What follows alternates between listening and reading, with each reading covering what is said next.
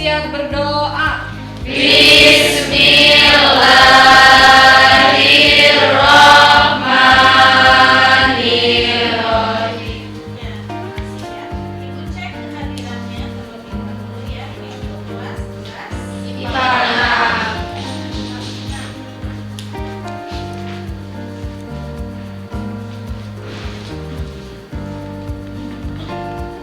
Aldi Satria Praja. Alvika Eki Farid. Izin.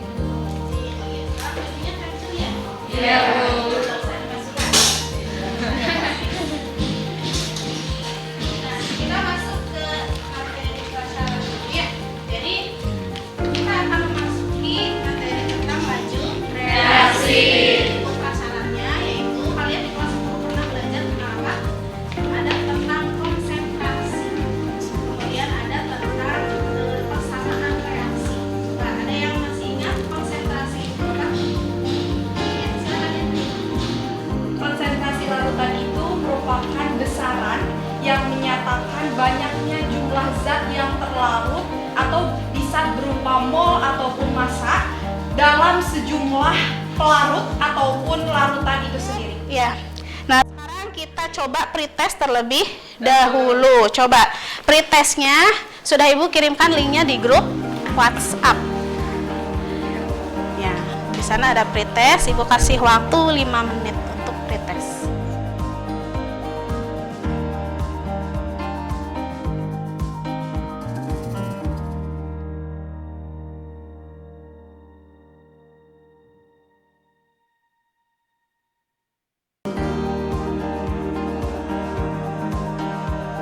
Apa? Laju. Ya, kecepatan. Ada yang disebut dengan reaksi. Reaksi itu ada yang lambat, ada yang cepat. Kalian lebih suka reaksi yang lambat atau yang cepat? Tergantung kondisi. Ya, jadi tidak semua reaksi cepat itu bagus dan tidak semua reaksi lambat itu jelek ya. Jadi seperti itu. Kalau kalian membutuhkan reaksi yang lambat, contohnya reaksi untuk pembusukan makanan, itu kita lebih suka reaksinya cepat atau lambat? Lambat. Kalau cepat busuk kan nggak suka ya. Tetapi kalau kita menginginkan hasil yang banyak, berarti kita harus memerlukan reaksi yang cepat. Nah, ada cara untuk dapat mempercepat dan memperlambat reaksi. Video ini silahkan untuk berkumpul sesuai kelompoknya masing-masing. Semuanya sudah Ibu bagikan ya, kelompoknya ada 6 kelompok. Nah, silahkan kelompoknya untuk kelompok 1, 2, 3, 4, 5, dan 6. Silahkan berkumpul sesuai kelompoknya masing-masing.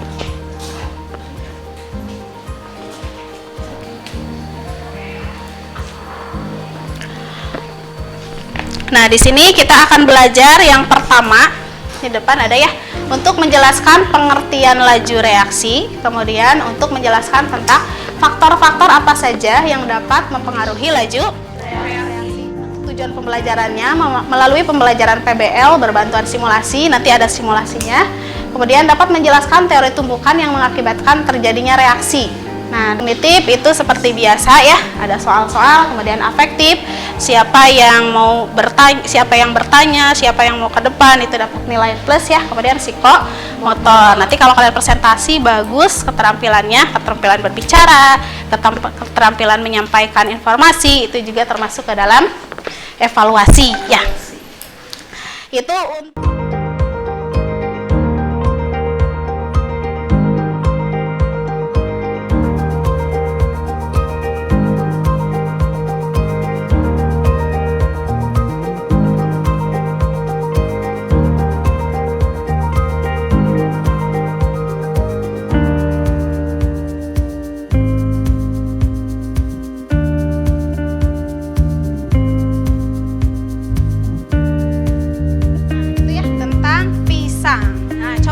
ada yang mau menyimpulkan? Ya, satu orang saja dulu ya. Yang kalian simpulkan apa? Bolehkan asal sesuai dengan prosedur dan tidak berlebihan. Karena jika digunakan berlebihan pun akan menyebabkan hal yang tidak diinginkan terjadi pada diri kita. Contohnya mandul itu bisa diakibatkan kemandulan karena sang karbit itu sendiri gitu. Jadi boleh digunakan tapi tidak berlebihan dan sebetulnya untuk mempercepat pematangan. Ya. Kemudian ada lagi yang lain yang kalian tangkap apa? Berarti bagaimana cara ilustrasi mobil ya? Mobil yang pertama itu tumbukannya tidak sempurna. Nah, hanya sedikit, berarti produknya tidak banyak. Tetapi yang kedua di sini produknya ada. Jadi tumbukannya keras atau disebut dengan tumbukan efektif. Nah, tumbukan itu ada dua, ada tumbukan efektif dan ada tumbukan tidak efektif. Kalau efektif tadi harus menghasilkan apa? Produk. Kalau tidak efektif berarti tidak akan menghasilkan produk. Nah, si tumbukan ini kita lihat dulu dalam simulasi. Nah, contohnya kita lihat di sini ada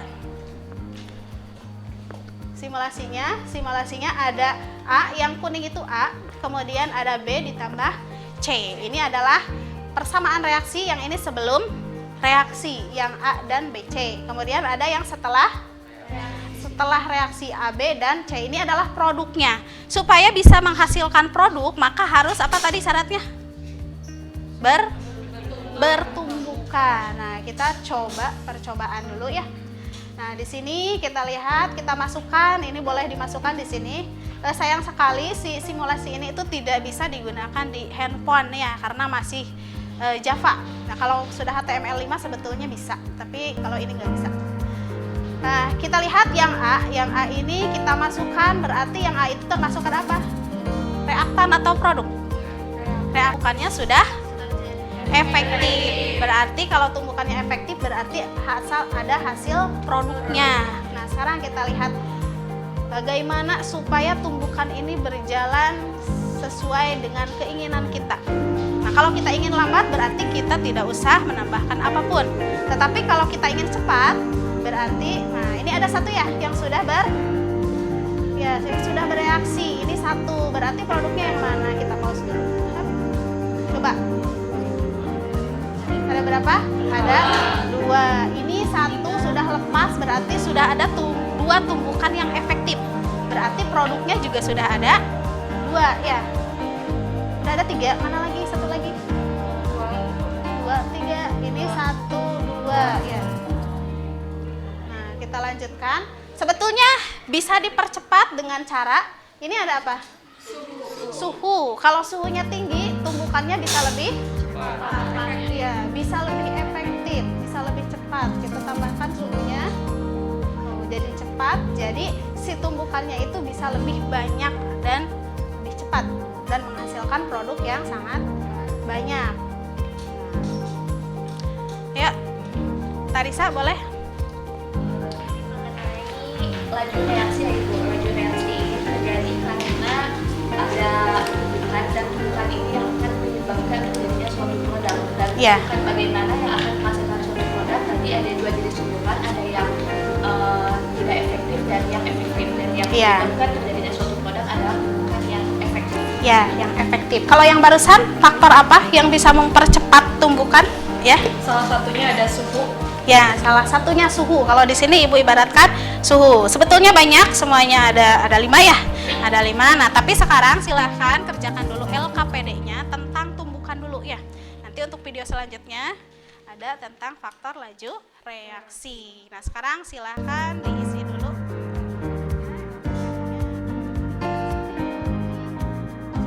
Nah,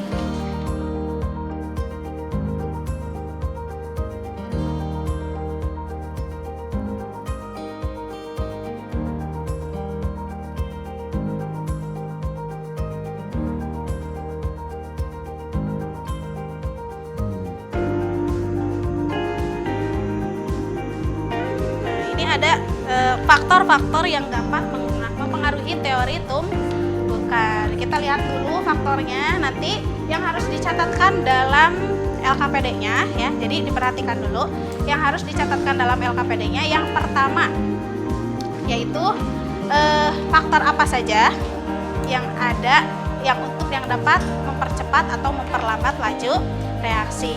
Kemudian yang kedua, bagaimana faktor itu? Apakah faktor itu dapat mempercepat atau memperlambat jika ditambahkan atau jika kurangi. Nah, sekarang perhatikan dulu video berikut ya.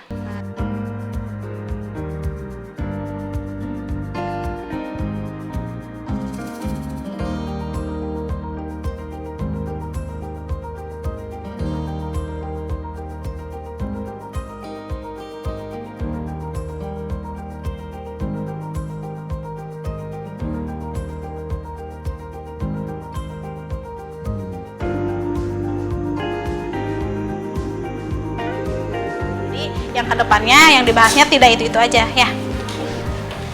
Silahkan boleh kelompok 2 dulu. Sebutkan namanya ya, kelompok berapa?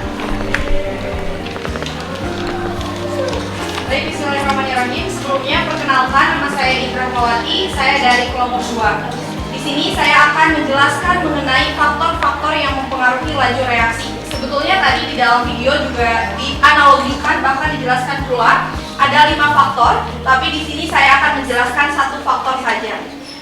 Yang pertama yang akan saya jelaskan yaitu faktor volume, di mana dianalogikan dengan tadi mengecilkan koridor.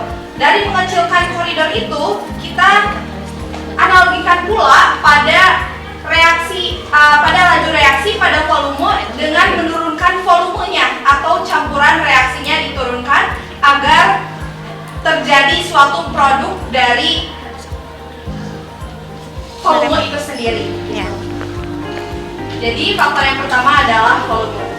Jadi bagaimana volumenya semakin besar apa semakin cepat? Jadi semakin besar volume semakin cepat atau semakin lambat? Semakin besar volume semakin lambat, jadi harus diturunkan Ibu. Oh iya, jadi volumenya harus diturunkan supaya reaksinya menjadi cepat. Ya, ada pertanyaan dulu dari kelompok lain. Ada pertanyaan nggak? Tidak ada? Cukup ya. Oh iya.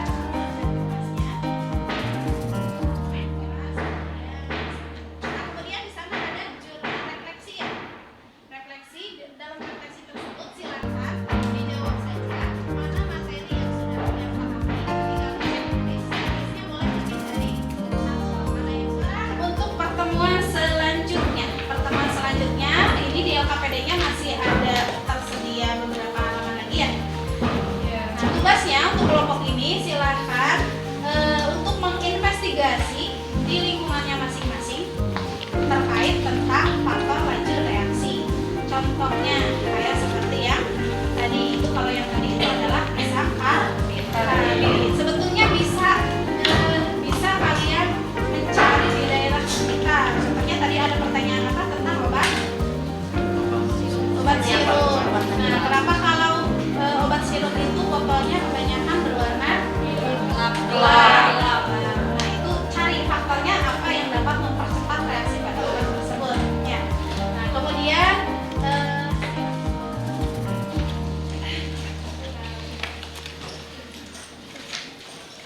mengakhiri pembelajaran, marilah kita berdoa terlebih dahulu. Berdoa mulai.